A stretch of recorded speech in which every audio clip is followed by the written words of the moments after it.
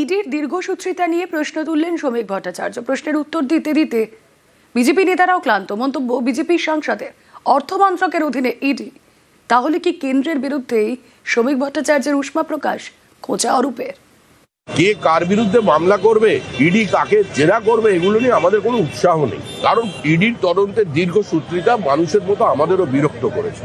আমরাও প্রশ্নের উত্তর দিতে দিতে ক্লান্ত, কিন্তু কিছু করারও নেই। এটা তো আর তৃণমূল সরকারের পুলিশ কিংবা সিআইডি নয়, আর এটা কেচড প্যারেট সিবিআইও নয়। তারা তাদের মতো করে করবে।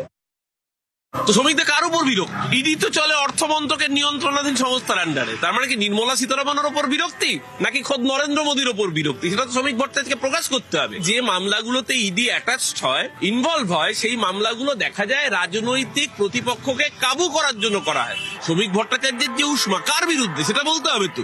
এই উষ্মা যদি কেন্দ্রীয় সরকারের বিরুদ্ধে হয়, তো কেন্দ্রীয় সরকারের মালিক কে? অমিত শাহ, নরেন্দ্র মোদী। হিম্মত হবে নাম করে প্রকাশ করবার?